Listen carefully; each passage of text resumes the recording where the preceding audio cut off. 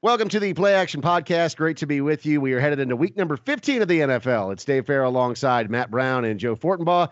And Matt, for you and for me, this past week in the NFL, not so good. Not so good. I mean, I left here with my, play of the week being the Vikings. I was all over the Vikings really heavily. I still feel like I wasn't necessarily on the wrong side of that one. I mean, there were a couple of really swingy things that happened in that game. I mean, you had Adam Thielen, who's been rock solid all year long, drop 2 touchdown passes on the same possession. You had Cam Newton break a 62-yard run, which was more yards in one run than the Vikings had given up to every quarterback all year long combined as far as yardage goes. There was a lot of things that went on there in that one.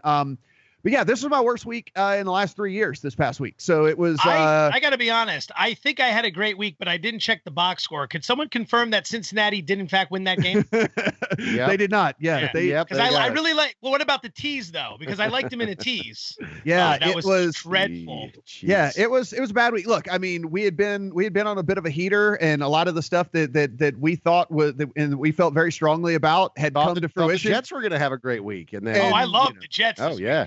And, listen, this is why I think that people, at least are giving us some decent reviews on this show, because we're real guys. Like, we're honest here. And listen, I got my ass beat this week. It is what you can't win every week. You can't win every week. And I got $6 left to my name, and I'm going to roll it over this weekend. So, all right, let's dive into it. SBRodds.com is where you need to go in order to see all of these lines that we're talking about. They change in real time. They also have great reviews of all the different books where if you want to play some action, again, reviews of the books and easy access to them. It's a really great place to go. It's kind of a one-stop shop. SBRodds.com, link right below us. Also, we encourage you to subscribe to this podcast as well as the SBR channel and make sure that you get all the great content they're putting out every single week. Guys, let's start by talking about the Saturday games. There's a couple of Saturday games this weekend, and we'll go with Detroit and Chicago first. Chicago is traveling to Detroit for this one. Detroit, of course, is favored. Opens at 6, comes down to 5.5, even 5 in some places. Seeing that right now on Bet Online. Total here has jumped up from 43.5 to 44. Matt, what do we know? Because the Lions have been pretty banged up. Yeah, this one's in Detroit. So this will be.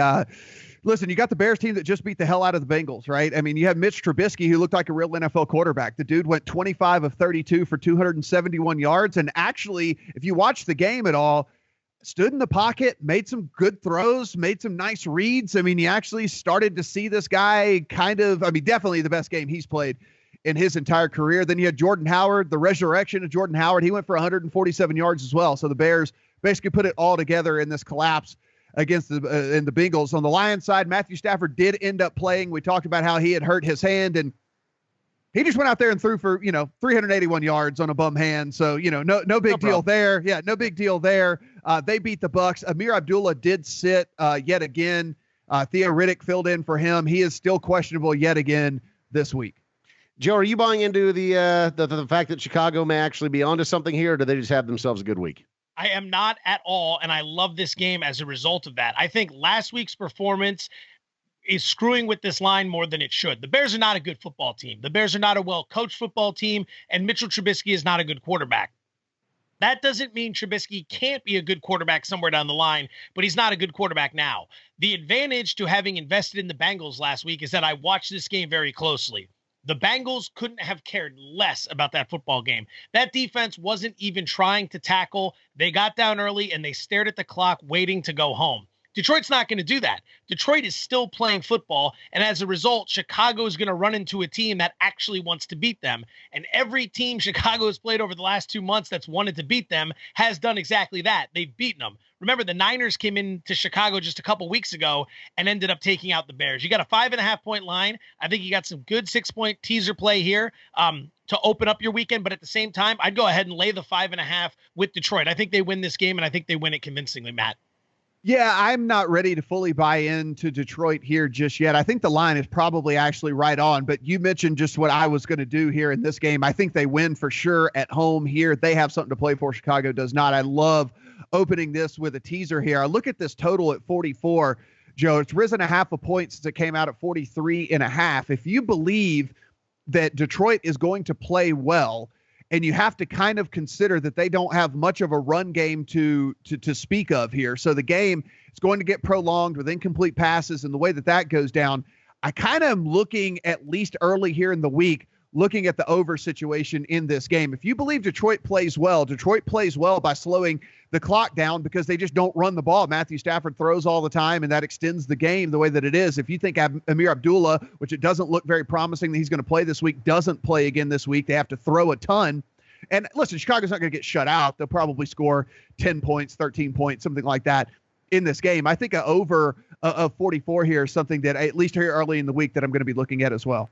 So fascinating game, AFC West, very important one here. Chargers on the road at Kansas City. Kansas City favored by 1 at open. Now it's gone the other direction. Chargers favored by 1, even 2 in a couple of spots over on Bovada right now. They're favored by 2, 1.5 over on UWager. 46 is the total in this one. Matt, this is, like I said, very important game this week between these two teams that are contending for the top of that division. Absolutely. Chargers won 4 in a row. Phillip Rivers, over 400 yards against the Cowboys, over 300 yards against both the Browns and the Redskins. Over this 4-game win streak for Phillip Rivers, to let you know just how well he's playing, and if that factors into your decision, them heading into Arrowhead here, he has thrown for 1,348 yards, 8 touchdowns, no picks, and is completing 69% of his passes over this 4-game win streak here for this team. Playing lights out is Phillip Rivers. On the Chiefs side of the ball, they're going to get back corner Marcus Peters, who was suspended in a team-imposed 1-game suspension for throwing the referee's flag into the stands and whatnot, but he'll be back. Andy Reid said he is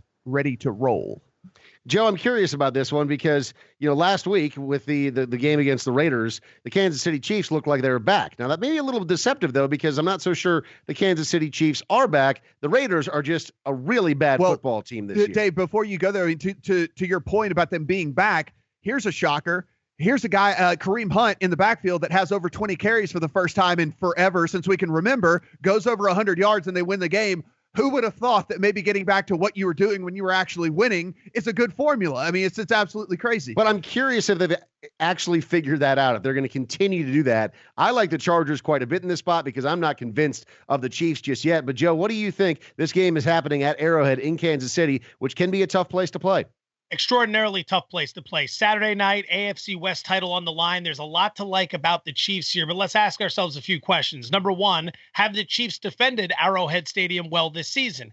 Outside of that Raider game last week, and that's a highly dysfunctional Raider team this season, we saw some bad teams roll into Kansas City and win outright. I mean, Buffalo just a few weeks ago was a 10-point dog, rolled in there and had no problem winning. There was a time back in the mid-2000s where Kansas City was an automatic play when hosting San Diego, whether it was Drew Brees at the end of his time in San Diego or the beginning of the Rivers era. The Chargers could never get it right in Kansas City. That was the worst place for them to go. Now, fast forward to where we are in this era. 4 of the last 5 times they've gone to Arrowhead, they've covered. This is not as daunting a spot for Rivers as it is for a lot of other teams in this league. And the Chargers, like Matt said, they're red hot. They've won 4 straight. They've won 7 of 9. They're covering on the road. They cover historically at Kansas City last 5 years. I'll take the Chargers in this spot. I think last week what we saw, nice effort from Kansas City against a really bad Oakland team. This week you've got a much, much tougher challenge on your hands. Yeah, looking at this one, this was the game that I was sitting, refreshing over and over and over again, waiting on the line to come out. When it came out at +1, I instantly took it on the Chargers side here. Here's the thing. They are playing not only lights out on the offensive side of the ball. This is one of the most underrated defenses in all of the NFL. We talk about all these other teams that the defense really makes all these huge splash plays, but what the Chargers do, they get after the passer, they play solid in the secondary, they have a good linebacking core. You can't do anything well against this Charger defense, and this is where I think that Kansas City's really going to struggle.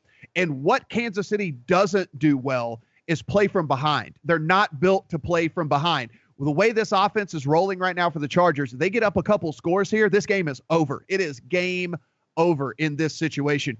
Kansas City, with Alex Smith at quarterback, the way that they run the whole offense, the way they call everything, they are not coming back from 2 scores. They're not coming back from 10 down. I think the Chargers get up early. I think the Chargers score early, and I think Kansas City rolls over. I think this is a Chargers win. I think this is a big Chargers win. Next up, those are the two Saturday games. On to Sunday morning, we've got Philadelphia traveling to New York. The big storyline last week is, hey, maybe the team's going to rally. McAdoo's out. Eli Manning's back under center. This is the moment where the Giants are going to come together as a strong unit. And you know what? That was true for about 3 quarters, and then they just gave up, which they've done on the season now. Interestingly, though, Philadelphia is in a spot, Matt, where Carson Wentz, their star quarterback, goes down. Nick Foles comes in. They still managed to get the job done in a very tough game against the Rams. Now they're favored by 7.5 in some places, 9 over. Let's see, 9. I'm seeing that's on 5 dimes, 7.5, 8 in other places. Right there. Yeah, that's exactly what it is. So total in this one is 40. What do you say, Matt? Yeah, I mean, you look here, like you mentioned. I mean, basically the one of the front runners for MVP, Carson Wentz, goes down, torn ACL. Now you got a Nick Foles. But here's the thing with Foles. The guy has started 36 games in the NFL. I mean, 36 games. That is a lot of games that he has under his belt here. If you look at his career numbers, 56 touchdowns, 27 interceptions. So it's not like this guy is a complete and total bum here. You got to look at what happened in Minnesota and what Case Keenum's been able to do with that team. If you would have asked someone before this season started, you can't be results oriented and say what Case Keenum has done up to this point. Before this season started, if you asked, hey, what do you think about Nick Foles and Case Keenum? You probably would have been indifferent. You probably would have put them about on the same level and said, yeah, they're about the same here. I don't think there's any reason to believe that this Philadelphia team's going to roll over these last 3 games, 2 very winnable games in a row. They close out the season with the Cowboys. That's a winnable game as well. Zach Ertz did sit out this past game with a concussion. Burton filled in. Scored 2 touchdowns. Goes, I mean, like this team is just loaded. Nick Foles is stepping in to a very good situation here on the Giants side of the ball. Like you said, I mean, gave up 20 points in the 4th quarter to the Cowboys, end up losing 30-10. What more is there to say? They lose Landon Collins to an ankle injury. He's questionable this week. Probably no reason for them to rush him back. I mean, he's the future of that defense. Why would you play him if he's banged up? So yeah, not a lot to like on the Giants side of the ball at all here. Giants with nothing to play for. Philadelphia Eagles with a whole lot to prove this Sunday, showing that they're still a real contender for the playoffs, maybe even the Super Bowl with Nick Foles under center. Joe, can they cover this number of 7.5, 8, even 9 over on 5 dimes? This game is going to be an ass kicking. The question is who hands it out, because this is going to go one of 2 ways for the Eagles. Number one, it could be like what happened with the Raiders last year. You think you're a legitimate threat to run deep into the postseason. You lose your quarterback who, with Derek Carr last year, he was an MVP candidate, just like Carson Wentz. He went down and the Raiders packed it in. The next week against Denver, they did nothing at Mile High in the finale except have Aqib Talib snatch Michael Crabtree's chain off his neck. Then they went to Houston in the playoffs and they laid an egg. They could not have cared less. They quit like crybabies and went home as soon as that happened. Or you can rally, and it all comes down to the leadership group. I side with the Philadelphia ass kicking here for 2 reasons. One, what Matt was saying, Nick Foles has starter experience. He has played in the playoffs. There is a way to sell, well, hey, if we can get a bye, we win 1 game at home at Lincoln Financial Field. We're in the NFC Championship game, man. We could get something going. Go back to the end of the Seattle game. And this was the big story that we should have been paying more important attention to. After losing to Seattle in the locker room, rather than hanging their head, rather than those somber meetings with the media, anyone who was in the Philly locker room saw these guys all walking around saying, this is going to be good. We're going to learn from this. We're going to push forward. This is a great test. We'll build on this. And they came out the next week and they beat the Rams in a great football game. I think you have a very solid leadership group in Philadelphia. And I think with the way New York has played this year, Foles comes out and makes a couple plays early. You've got a great 3-headed beast in the rushing attack. Lean on them early. Wear down New York. Those guys just want to go on vacation. I would look to Philly maybe more in a 6-point teaser, but it would not shock me one bit if they cover. A lot on the line here, but at the same time, a lot of variation, a lot of variance, I should say. So it most likely is a stay away. But either way, it's going to be an ass kicking one way or another. Yeah, it is. This is a game that instantly for me was a stay away. That's a lot of points, over a touchdown. And listen, I think that the Eagles win. I don't know if they go in with Nick Foles and are just completely right out of the gate a well-oiled machine.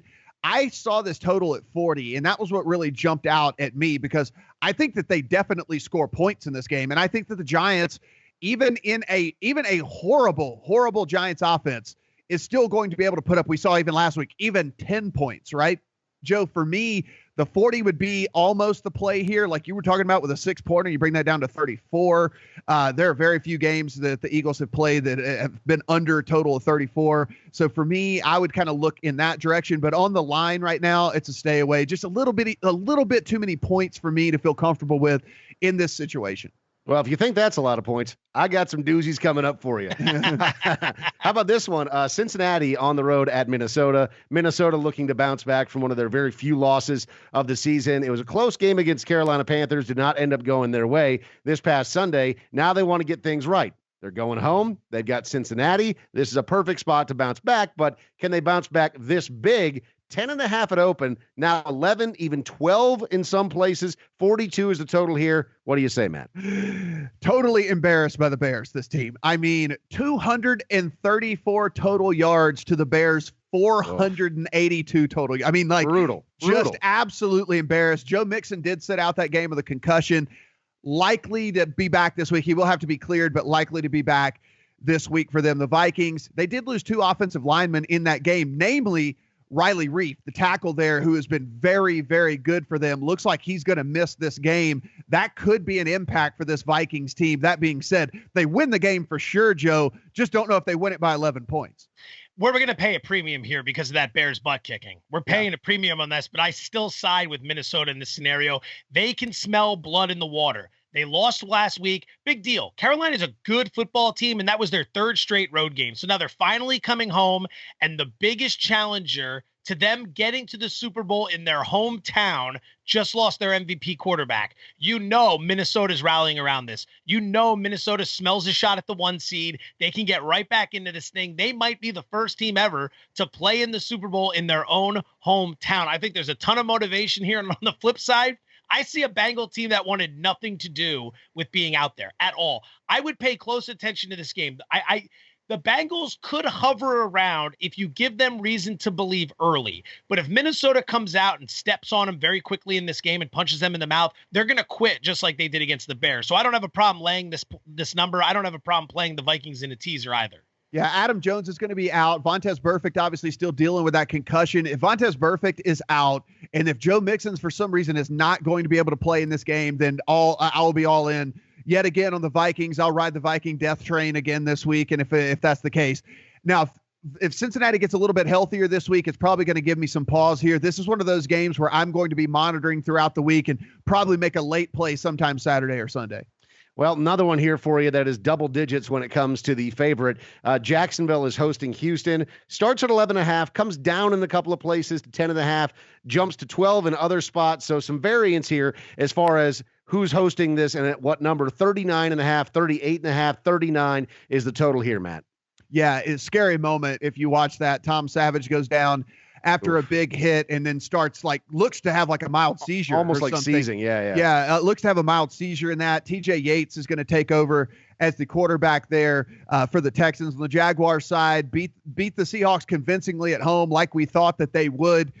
Blake Bortles, 268 yards, 2 touchdowns, no picks against this Seattle team here. Fournette goes for over 100 yards. I'll tell you, Joe, like right out of the gate here, don't want to play Jacksonville at 12, but I'll tell you this, at 39, everybody looks at this as one of those situations where Jacksonville can't score. Jacksonville can actually score, and they can definitely score at home. They are not going to allow Houston to score a ton of points, but they're not going to shut them out.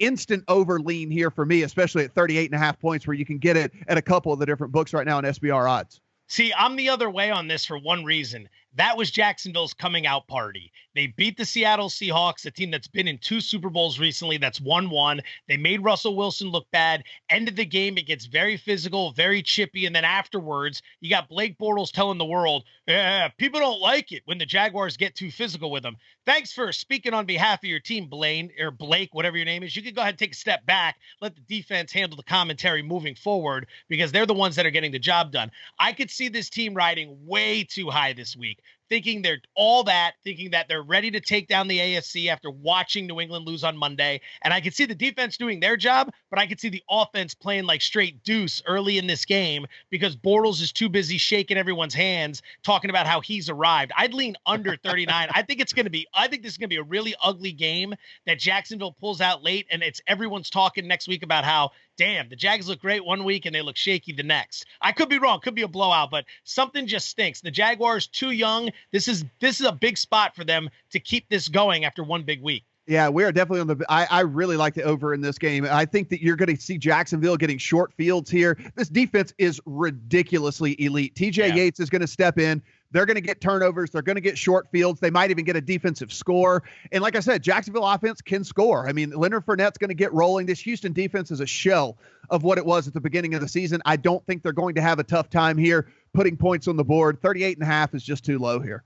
All right, this next game, two teams that don't really have a lot to play for, Arizona and Washington.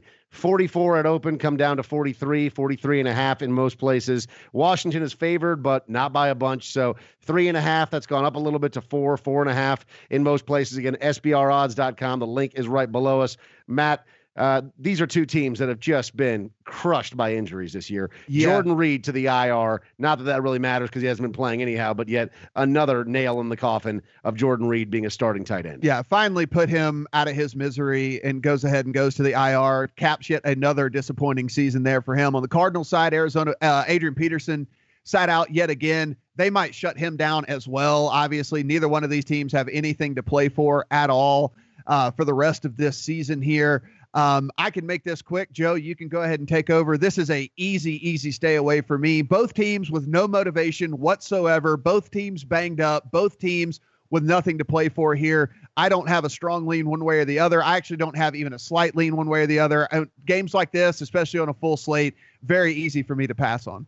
Well said. I agree with you. Suddenly they're talking about whether or not Jay Gruden's going to be back in Washington. Cousins is looking for his deal, but this team got busted up bad in Dallas. That was a miserable performance, and you figure, all right, you got 10 days. If you're made of anything, if you still want in this thing, if you want to make at least a little bit of noise and have some pride, you'll go out to the coast and you'll play a decent game against the Chargers. They got rocked by the Chargers in that game. Redskins wanted nothing to do with it. Now here's the finish line 3 weeks away. You don't know if your quarterback's coming back. You're injured. You don't know if your coach is coming back. I would lean to the points with Arizona because they've had a little bit of fight in them. That was a nice spot last week, but I certainly don't love this game at all. All right, so the Jets, I thought they were going to do great last week, and they just didn't. They got smashed by the Broncos. Josh McCown goes down, broken hand.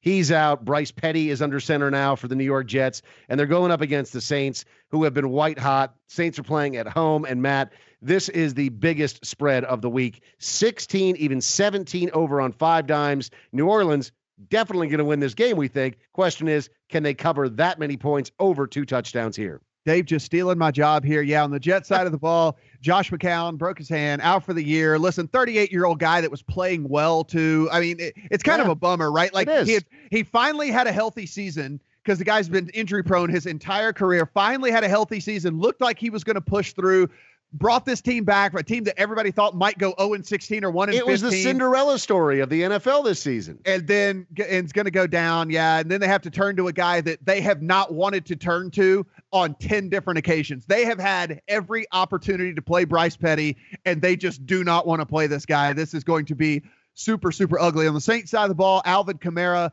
left on the very first drive for them against the Atlanta Falcons. Helmet-to-helmet hit, put him out with a concussion. He has an extra time to come back here. He's still in the concussion protocol, but everything points to him being good to go to play for this week. And that's big for this Saints team because he was slicing and dicing that Falcons team. And as soon as he went out, that offense kind of went discombobulated. You can tell how ingrained in that offense he is now and what a big part of making this thing, this well-oiled machine that we had seen over the past couple of months work.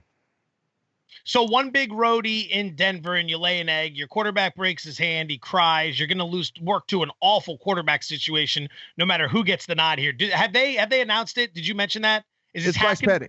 God, Bryce Petty, yeah. When he came in last week, he was making passes that a high school quarterback could complete, and they were just terrible throws from Bryce Petty. He's as bad as we expected he would be. Put it worse. Like this. In this situation, last year and this year, when you're out of it this late in the season, you don't ride with the Josh McCowns of the world. You go with the young guys to get them experience to see what they've got. That's what the Niners are doing with Jimmy Garoppolo. This is what you see with guys all over the place. The Bears made the switch to Trubisky earlier. You get the young guys involved. Petty and Hackenberg have been in New York for how long now? 2-3 years?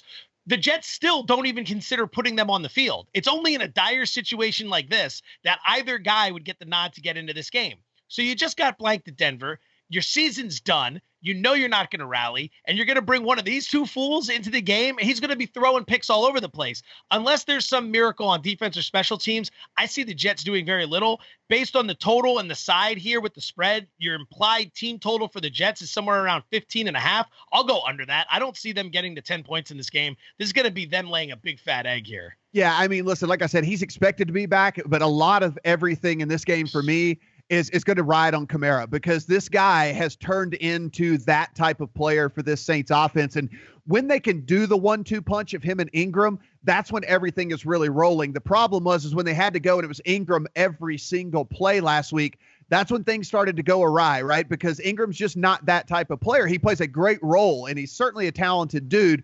But when Kamara is able to come in there and have that change of pace, and they kind of keep the defense a little off track, they've even been playing them both on the field at the same time sometimes. I mean, it's just such a more dynamic offense there in New Orleans. Going to be watching this Kamara news, and I'll tell you, if Kamara does play, there's a 15.5 out there. I'm going to be very tempted, because I think this Saints team bounces back in a very, very big way in this one. All right, next up, we've got a game that's off the board. Miami Dolphins riding high. They just beat the crap out of the Patriots on Monday Night Football. Now they've got Buffalo, and they're headed to Buffalo, which if you watch that game last week, the Snow Bowl, it was just a blast to watch. It was so much fun. Awesome. This one's off the board, though, Matt, so we don't have a point spread or a total yet.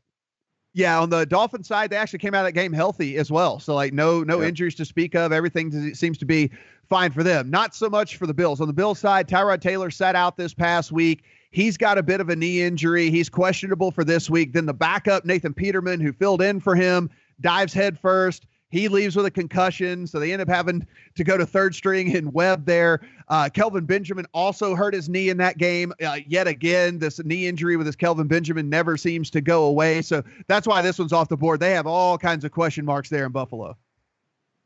Joe, what do you think? I mean, this is this one of these stay away games for you, or do you like a side? Do you buying into the hype that Miami still has some legs to them after that great performance against Tom Brady and the Patriots? No, just the opposite. Give me Buffalo in this game, no matter who's quarterbacking. This is your ultimate laydown spot for Miami. They get their Super Bowl win against Tom Brady and the Patriots on Monday Night Football. They probably went out and partied. Now they realize, they're not in the race. They got nothing left to play for. They just beat Brady. They messed him up a little bit. That's their Super Bowl. No one's going to care about anything the rest of the way. The last thing these dudes want to care about is playing in Western New York in a place that's probably either going to be freezing, windy, or snowy. Jay Cutler's not going to want to deal with that. None of these dudes in Miami are going to want anything to do with this game.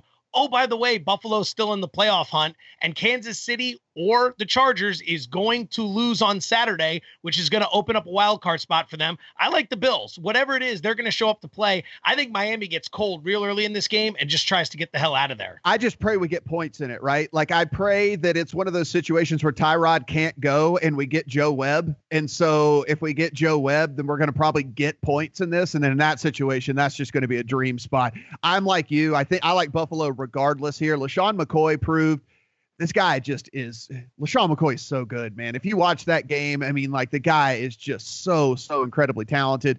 And there has never been a more deflating spot than leaving Miami and South Beach and flying up, like you said, to Buffalo, New York to play a game in what is going to be likely 50 degrees colder than what you just left down there in South Florida. This could be very, very, very ugly here. I'm going to look at the total as well at this game, Joe, whenever it comes out. I played obviously, if you were sharp, if you pay attention to this type of stuff, you jumped all over one of the few bets I won this past week was being all over the under in that game in Buffalo, which, by the way, plummeted like 8 points that morning. As soon as the picture started coming out, I'll love to see what the total is there again, because I might be looking at the under again. Green Bay and Carolina. Carolina had the nice win, of course, over the Vikings this past week. Green Bay is coming to town this week. And, of course, the real question is whether or not we're going to get Aaron Rodgers. So Green Bay have been the dogs in it the entire time. Carolina favored by 2, and now they're favored by 4, even 5.5, 6 over on 5 dimes, and in other places like UWager. So The question, of course, is whether or not Aaron Rodgers is going to be back for the Green Bay Packers. Total here is 44.5. I'm crazy that that so many books have hung the line on this, especially after the news that came out today as we tape this. I mean, you got Mike McCarthy, who comes out and the quote said, "There's a number of scans, tests that were run. It's now in the evaluation stage. I do not have a clean decision for you." So it is not locked in that Aaron Rodgers is going to play or not play in this game. Doesn't that sound, though, that Aaron Rodgers is probably going to go? Green Bay just doesn't want to tip their hand? I actually think it's probably the other way. I think it's probably a coin flip, with probably the coin flip on the downside. Here's the thing. Their playoff chances shrunk enormously with what happened this past week. If things would have played out a little bit better, there would have been much more incentive for the Packers to get Aaron Rodgers back in there. But what they need now, they need the Seahawks and the Falcons to stumble down the way. So they need help all over the place, and they need to win out. So it's not really like this they control their own destiny type situation anymore. It is they not only they have to win out, but they need help as well. So for me, I think it's probably a coin flip at best that he ends up playing in this game. On the Panthers side of things, Joe, you mentioned it at the top of the show. Panthers look good. Pretty good defense here. Listen, Cam Newton showed he doesn't have to be sharp for this team to win, because he was not sharp in that game. If you watch that game, Cam Newton played a typical Cam Newton game. A horrible pick when he shouldn't have thrown the ball, throwing off his back foot. But then he also will elude a sack and find Devin Funchess down the field on a broken play for a touchdown. I mean, this is just what Cam Newton does, breaks a 62-yard run. Very interesting scenario here, and I can't believe that so many people have lines up, but maybe that's why there's such a discrepancy, right? I mean, we see 6s and we see 4s right now. Well, let me ask you something. If we knew right now Rodgers was out, what would you make this? I would say right at a touchdown, probably. I can't believe that BetOnline's got a 4 out here. Yeah. They either know something or they're anticipating. You know what I'll do? I'll gamble. I think you hit the nail on the head. I think the chances of the Packers getting to the playoffs are so minuscule at this point. Why would you risk this guy? Even if he wants to go, you got to pull him behind and say, look, I know you want to be tough like Favre. I know you want your legacy up there with him. This is just stupid. We're not going to make it. We haven't put a good team around you. I like that 4. I'll go ahead and gamble at BetOnline right now. I'll lay that 4 with Carolina. And if Rodgers plays and I get burnt, so be it. But I'll go ahead and jump that right now. I love it. I mean, obviously we're gambling men. So I love that scenario right there. I mean, listen, they're saying that at best he's 80%. Do you want to put your franchise guy out there at best 80% in a very, very long Carolina shot? Yeah, in a very long shot situation that you're going to make the playoffs anyway? I don't know. It seems very, very, very, very screwy to me that they would do that. Next up is Baltimore at Cleveland, and Baltimore big favorites in this one. So they open at 8. It's come down a little bit to 7 in most places, 7.5 over on Pinnacle, and 5 dimes. Total here is 40. Matt, look, the Baltimore Ravens have had themselves a couple of pretty good games these past few weeks. Yeah, but as we mentioned on this very show last week, that we bring up these injuries and we talk about why, when we start every one of these games, because things can really affect the rest of the team. We talked about Jimmy Smith going down for the Ravens and how that was such a big thing because he's the captain on that offense. Not only that, one of the better corners in the league. What happened? Ben Roethlisberger went out there and threw for over 500 yards against this Ravens secondary. I mean, this is what happens when these type of really key big injuries happen. On the Brown side of the ball, they're relatively healthy, but they blew their only chance to win a game this year. Might as well just pack it in at this point. I mean, you blew your only chance. You're going to have up 2 touchdowns with 18 minutes left. Up 2 touchdowns with 18 minutes left. You had Josh Gordon getting the ball early in the game, and then for whatever reason, and maybe you call it tanking, the guy only gets 2 targets in the second half. Something seems a little fishy there when it all comes down to it, but whatever. It's Cleveland. The number 1 pick is theirs. Right? I'll take the Browns in this game. Don't you do it. They had Pittsburgh on the ropes. They had the Steelers on the ropes. They had the game won, and they blew it late. And now you got to sit there and think about how you jeopardize your playoff chances. You just let the Steelers win the division. You just let Ben Roethlisberger throw for 500 yards. The Jimmy Smith injury sitting in your head. You got to go to Cleveland. All right, we'll take care of the Browns, and then we'll see if we can get rallied. I don't think you're going to get a whole lot of focus for this game. I think you're going to get a sloppy game. Nobody wants to go 0-16. I'm not saying the Browns win, although I kind of like the money line a little bit. I'm not going to lie. But this is going to be the flattest spot for the Ravens. I'll take Cleveland here. 7 and a hook's out there. I'll take the Browns. Yeah, this is a pass for me. This is one of those games you talked about earlier. Like, this is a game that's going to be incredibly ugly. Weak. Get on this game is going to be so friggin' ugly. It is going to be disgusting. Here's the reason why, too, because the Baltimore has been having such success running Alex Collins. They are just going to run. And they've gotten nothing out of Macklin. They've gotten very little out of Wallace. I mean, it is going to be rush. Cleveland's going to get the ball back. Then Kaiser throws an ill-timed pick. It's going to be so disgusting. Don't watch this game. Don't bet on this game because then you have to watch it, and nobody wants to watch this game. You could probably play the under here. 40 points. You probably get a little bit of win. I think you can go with the under here too. All right, so the top two teams in the NFC West, both coming off of losses. The Rams losing that very close game to Philadelphia. Seattle lost a very close game. Kind of a violent game to Jacksonville. People throwing things at the players. It was a nasty game down there. Seattle is hosting. They have the Rams coming to town. It's going to be at CenturyLink. 47.5 at open. Now it's crept up to 48 in some places. Seattle was favored by 1.5. That's gone down to 1 over at 5 dimes. It's 2 basically across the board everywhere else with a couple of 1.5 sprinkled in there.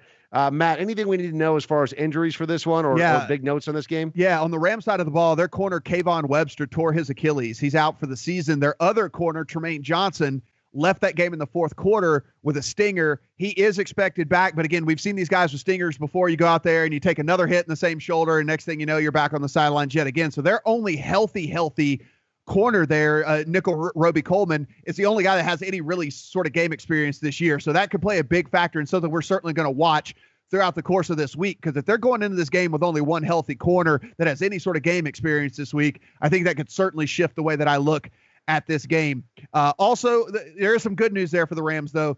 Robert Woods, a guy that played such a huge role, is going to be back this week for them. So getting him back, certainly a big boost for that Rams offense. On the Seattle side, we keep talking about it's every week. Which running back gets hurt this week? It's Mike Davis again this week, hurt his ribs. He's questionable. Looked great when he was out there, but again, running back, rib injury, doesn't seem very good because, again, even if he goes, you're going to get hit in the ribs again. So Mike Davis, and then linebacker Bobby Wagner hurt his hamstring in that game. He is questionable as well. So kind of lots and lots of factors in this one right here, Joe. I've had strong opinions on virtually every game we've had. This is the one where I'm probably going to sit back and say, don't like a side, don't like a total. I'm just going to watch this game because it's going to be a great one. They both need it. They're both in the hunt. They're both coming off disappointing losses. This is going to be a physical, violent affair. It is going to be tooth and nail. Everyone's going to look to New England, Pittsburgh. This is going to be the best game of the weekend right here. These two are going to lay it all on the line. So for me, I got no lean. I'm just going to sit back. I'm going to sit back and enjoy this one. Yeah, if anything for me, I'll probably play the over, and I'll play the over pretty soon here, because I think what we're looking at here, especially with the secondary situation there for the Rams, look, the Rams are going to score. Their offense is good. We have to just accept the fact this Rams offense is one of the better offenses in the league. Jared Goff is playing very, very well. Him and Cooper Kupp have a very good rapport. And now he gets Robert Woods back, the guy that he was connecting on all the time here, in Gurley, one of the elite backs in the league. And Seattle's defense is a shell of itself. They're going to score points on them. And now we've got a situation where the Rams secondary is going to be all kinds of beat up. Seattle can't run the ball anyway. So now they're going to be throwing the ball all the time. This game's going to be slow. This game's going to have a lot of points scored. 47.5 is a pretty big number, but I'll take the over in this game. I think this turns into a shootout. Next up, really good game here. New England is at Pittsburgh. Who's the best team in the AFC? Well, we find out come Sunday. New England favored by 1 at open. Now it's crept up to 3 in some places. But very interestingly, as we're recording this right now, you can actually get points on the Patriots over at Just Bet. So Pittsburgh favored by 3 over on Just Bet. Otherwise, New England is a favorite anywhere between 2.5 and 3, basically everywhere. Big total in this one as well, Matt, at 53 points. Yeah, so Chris Hogan came back for the Patriots, very ineffective. You could tell a guy that hadn't practiced in 5 weeks. The timing was off. Brady missed him on several occasions. Didn't look like they were on the same page. They do get Rob Gronkowski back after his 1-game suspension, so that's good. And they also signed Kenny Britt today. So Kenny Britt is going to be a guy that was on a winless team is now going to go to the playoffs there with the New England Patriots. So good for they're going to cut him before they get to the playoffs. There's no way he lasts. That guy has been the biggest bust of all time. On the Steelers side, obviously they moved Ryan Shazier to the IR there. Bummer situation. You could tell too, they missed him big time in that game. One of the faster linebackers in all of the league, and they were certainly slower getting to the sidelines here. They get Juju Smith-Schuster back after his 1-game suspension for being ridiculous. And also some pretty big news there for the secondary. Joe Hayden is back practicing this week. Looks like he's going to give it a go this week. If you remember, this Pittsburgh secondary was really good when Joe Hayden was in there. And then when Joe Hayden came out, they fell off a cliff. So getting him back, hopefully at 100%, big boost for the Steelers secondary. I mean, look at this. Look at this. How many games in a row have the Steelers won? Are they at 8? Are they at 9? I mean, they have won that many games in a row, and New England is coming off a Monday Night Football loss in Miami. And this game opens New England -1 on the road and then jumps up to New England -3. That tells you everything you need to know about this game. Belichick historically owns Mike Tomlin. Brady historically owns Ben Roethlisberger. The Patriots own this rivalry. And then the report came out that on Sunday, it was all about New England studying for the Pittsburgh game. They weren't even focused on Miami. They were focused a week ahead, and that's what cost them down in Miami because they were already thinking about the Steelers. But knowing you're getting such a bad number in this situation, do you still want to play this? I don't know if I want to lay 3. This could be another spot where I just sit back and enjoy the game. I would consider the over because New England's smart enough to realize that if they have any chance in this game, they've got to score a lot of points. And while Belichick is the master at making you play left-handed, even if he can limit Antonio Brown, that's still going to open up the field for Juju Smith-Schuster to make some plays. Le'Veon Bell should be able to make some plays. I mean, Pittsburgh's been looking forward to this game since they got knocked out of the playoffs last year. I'd think about over the total, and I play it now because at 53, by the time we get to kickoff, if the weather isn't awful, I could see that thing being at 55, 55.5. Yeah, I mean, listen, anytime I see these 2s, 2.5s, I always ask myself, is this worth teasing it through the 2 key numbers? And in this situation, I think it definitely is. I think Pittsburgh has a very good chance just to win this game outright, but it is the Patriots. It is all the factors that you brought up, Joe. Yeah, they do get Gronk back, so there is some things working in their favor as well. That being said, you had Jay Cutler carve this team up. We're talking Jay Cutler. Now you have Ben Roethlisberger, who's on a streak where he's playing some of the best football that he's played all year, and he gets to be at home where Ben Roethlisberger is much better. You've got a MVP candidate in Antonio Brown. Yes, I said it. Antonio Brown should be in the conversation for MVP for the type of season that he is putting up as well. They get Juju Smith-Schuster back. Let's tease this up between over past the 2 key numbers here, Joe. Take them at +8.5, +9, and feel really comfortable about it in a game that they could win outright. But let's take a little bit of comfortability in that one. Strong play. Next up, Tennessee at San Francisco. Tennessee, they've been called the Paper Titans the entire season because they're just not a very good team, but yet somehow they have a record that on paper looks pretty good. San Francisco, on the other hand, has Jimmy Garoppolo under center, and they're playing with a sense of urgency now. Jimmy Garoppolo looks like he could be the future of that franchise, but you look at their win total in the season, and they're 3-10. It's pretty disgusting. However, San Francisco favored in this game, so they're at home. Opens as a pick'em, and then San Francisco getting the vote of confidence from bettors. Now they're favored by 2 points. Total in this one is 44, Matt. You want to know why? They're the better team. I mean, let's just be honest. And then you look on the Titans side of the ball, Marcus Mariota dealing with a left knee sprain. And on top of that, it doesn't even matter. He's just been horrible anyway. He's been terrible this year. And then you look right here at the 49ers side, relatively healthy though, Joe. They did lose tackle Trent Brown. He's been actually one of the few bright spots there for the 49ers on the offensive line. So that is something to speak of here. But listen, Jimmy Garoppolo, since he has stepped in, has looked like a upper half quarterback, if not a upper third quarterback in this league, better than Mariota has looked. And Mariota was a guy that everybody was hyping and how good he was going to be and how everything was going to be so great for this Tennessee team.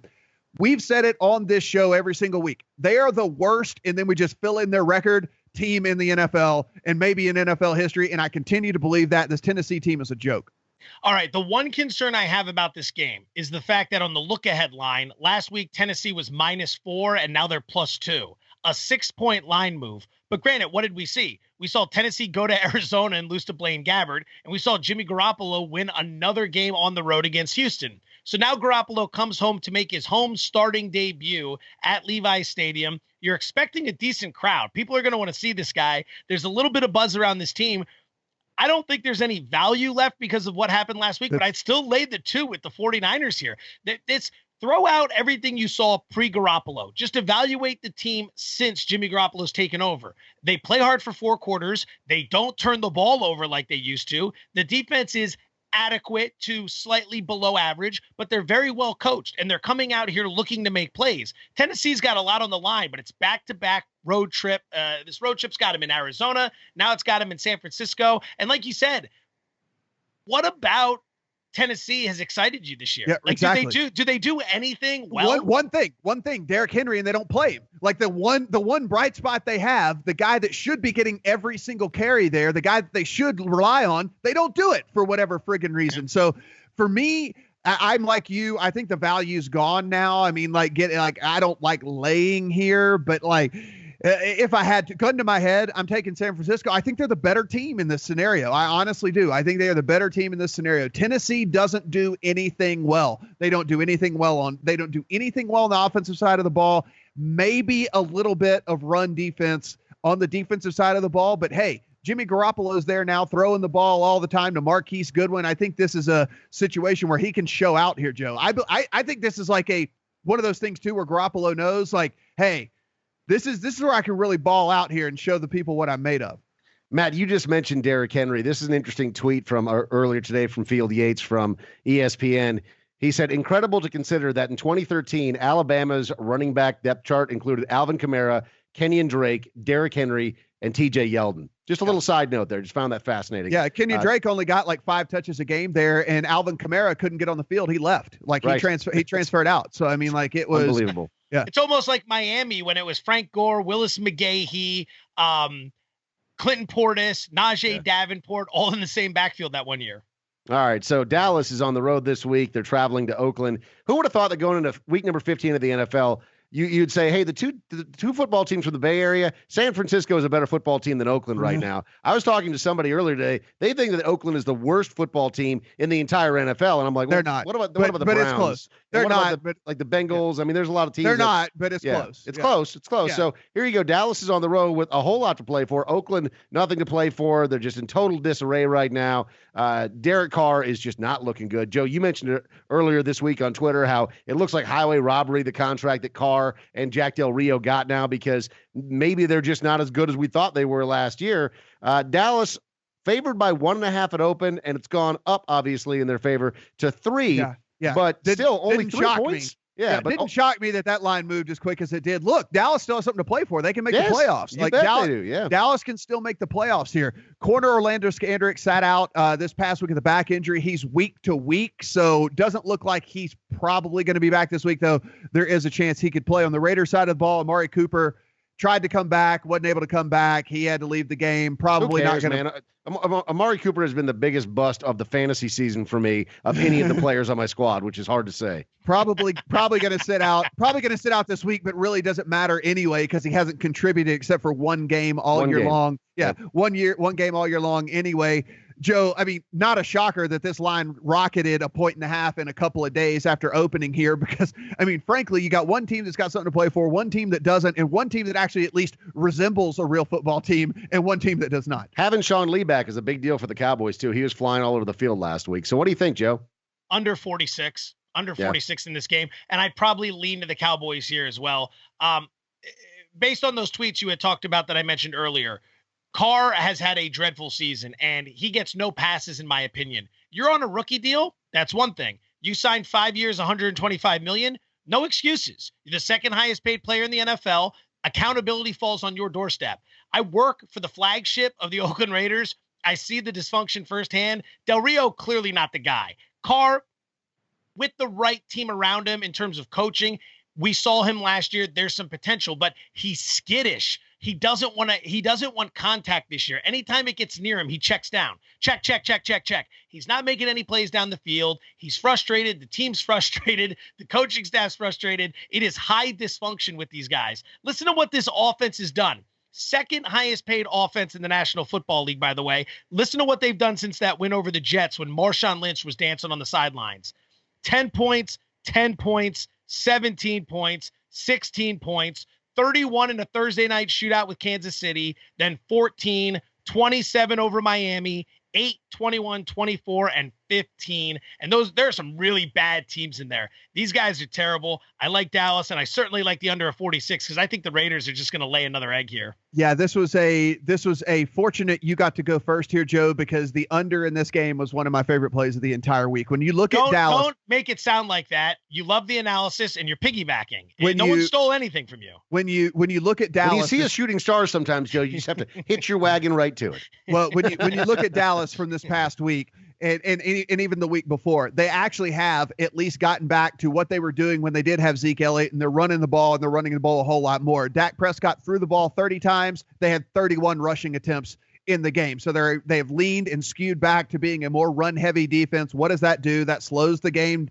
That makes the clock tick, tick, tick, tick, tick, tick, tick, tick, tick. And outside of a couple busted plays, I mean, the Dez Bryant long touchdown pass is a completely busted play on the Giants side. I mean, they wouldn't have scored 30 points in this game against anybody with a pulse, right? This Giants team, again, 20 points they scored in the fourth quarter against this team. It was 10-10 for the majority of the game here. This is going to be under the 46. And Joe, I'm wondering here, because what we tend to see in these island games is, are we going to get a couple of extra points in this? Because the casual fan does not like to bet the under. They love to bet the over, and they also like to chase. I'm wondering, do we wait until right before kickoff here, and maybe we get a point or two extra in this one to bet the under? Weather shouldn't be much of a concern. The Bay Area has been really nice this time of year. You might at some point get a little rain, but you shouldn't deal with a whole lot of wind at all. So that's not something you need to factor in. I don't know if this eventually just becomes so sharp. Maybe it moves 2 points or so as we get to the buildup. I would say grab some 46 now and then come back later if you get those extra 2 points. I'm comfortable with this number. I'd at least rather lock in here at 46 and get something on it and then take an even bigger stance later down the road. Speaking of island games, Monday night brings us Atlanta traveling to Tampa Bay. They're not even favored by a touchdown. The Falcons aren't. So 4 is where it started. Now it's to 6, but 47.5, 48. So they're expecting a relatively high scoring affair. Matt? Yeah, I mean, we've lost value in this game. Falcons, Tevin Coleman's in the concussion protocol there. It seems like they always have a running back that's in the concussion protocol there for the Falcons. On the Bucs side, defensive lineman Gerald McCoy, like obviously their best player, hurt his bicep, and he's had a lot of bicep problems throughout his career. He came out today and said he wants to play through it. If you're the Bucs and you've got this guy, I mean, basically a franchise player on the defensive side of the ball, do you tell the guy, yeah, go ahead and play through it in a wasted season? I don't know. We can see how this progresses throughout the course of the week. But, you know, Gerald McCoy not playing is a pretty big deal as well. Joe, I don't know about you. Now that it's gotten to 6, that number seems about right on the road with Atlanta. I think we lost everything when it skyrocketed from 4 to 6 basically overnight. Great point. I can't get behind Tampa in this spot. A lot of times, if you have a small underdog situation in a primetime game, a home dog, I would lean to that. But Tampa's lost, 8 of 10? And they constantly find new and inventive ways to lose football games. I mean, they should not have lost that game this past week into Detroit, and yet they found a way to lose it. And that's been happening all season. They went up to Green Bay, found a way to lose that game against Brett Hundley. So bottom line, it's probably a stay away. I mean, if I have a Monday night teaser I need to close out, maybe I'll just take 6 down to 0 and hope for an Atlanta win. That might be the most I end up doing here. If there's any action for me on this one, it would certainly be bringing the Falcons down to a pick 'em here. I definitely think that they win, but it could easily be a field goal win type situation here. And then last but not least, for those of you that are joining us earlier, thank you for tuning in after this was posted shortly, not too long ago. Denver and Indianapolis, Matt, is our Thursday night game. And you talk about wasted seasons. Man, these two teams are just bad. Denver's actually favored in this one on the road by 2.5, even 3 points. Maybe that's a reaction to what they're able to do last week against the Jets. Just two bad teams. 41, it's come down to 40.5 in most places. What do you say? Yeah, two of the teams that could have entered that argument that you were having earlier today with whoever you were having it with. Two of the obviously worst teams here. In the NFL, yeah, Broncos place guard Ronald Leary on IR, so they're down an offensive lineman as if they need any more problems there in Denver. On the Colts side, Dante Moncrief sat out this past week. He said he's not going to be back until week 16 at the earliest, so he's going to be out as well. On the Indianapolis side of things, I mean, listen, they played in that Snow Bowl. They basically rode Frank Gore. They didn't throw a pass for like 2 quarters in that game. They didn't even try to throw the ball whatsoever You look at Jacoby Brissett. The thing here, Joe, for me, this guy's taken a beating this year. This offensive line is so terrible. He's been sacked more than any quarterback in the NFL. And if there is any sort of redeeming quality with this Denver team, they can still play at least a little bit of defense here. This number seems pretty short to me. I know this is a standalone game. I'd love to give you something. I got nothing on this. I got nothing from a total. I got nothing from a side. You got two bad teams. I mean, Denver had lost 8 straight, and then they end up handling the Jets. I don't know. Maybe they show a little bit of life here or what. The Colts are in that position now where it's, look, we got to jockey for our draft position. We need so much help trying to build around Andrew Luck or whoever the hell it's going to be. I don't trust anything. You've got tank factors at play. You've got injuries at play. You've got really bad teams at play, bad quarterbacks at play, shaky defenses, at least on one side. All the way it's a stay away. Maybe if I could find some sort of prop in here that would have something regarding a defensive touchdown or a special teams touchdown being scored, I might play that, but I'm sorry. I got nothing. This is gross. Yeah, that's not a fun game. All right, guys, let's talk about our favorite plays of the week, because there are some plays that we're confident in. Joe, you're up first on this one. What do you love? Not to steal any thunder, so I don't know what you're thinking, Matt. The under in that Oakland-Dallas game, strong lean there at 46. Wherever Buffalo comes out, if they're even a small favorite, 1 point, 2 point, whatever the situation, love that spot against Miami. The Dolphins just won their Super Bowl on Monday night by beating the Patriots. They're going to go up to Buffalo, get off that plane, and they're just going to look around and hate life. And Buffalo's still playing for the playoffs. I could see them in a very ugly game, winning by 6-7 points. Yeah, I like that. I like the under in that Dallas-Oakland game as well. One of my favorite plays of the week. And listen, I'm with you on rolling the dice with this Carolina situation. That Aaron Rodgers. Let's say this too. I understand we listen to beat writers, but beat writers work that beat every day. They know Aaron Rodgers. They're friends with him. They love him. So we hear, oh, he looks amazing throwing the ball. Oh, my God, it's just soaring out of his hands. Well, that's their beat, right? I mean, they like the guy. They know the guy. Are we really going to get that? Like, yeah, it looks terrible coming out of his hands. Like, no, they want Aaron Rodgers to be able to open up to them and talk to them. And, so for me, I don't know that we're even going to get Aaron Rodgers, even if he does play. Give me the 4 there in Carolina, but probably got to get it pretty early. All right. Thank you to everyone that tuned in to this installment of the Play Action Podcast. Again, SBRodds.com. You can see reviews of all of the books, as well as these numbers changing in real time. The links are right down below us. And while you're down there, why don't you go ahead and tell us what you think of this podcast as well? Comment, give us a thumbs up, thumbs down, depending on what you thought of today's show. We'll be back next week with an all-new one. That's Matt Brown. My name's Dave Farah. Joe Fortenbaugh with us. Thank you for watching and listening to the Play Action Podcast.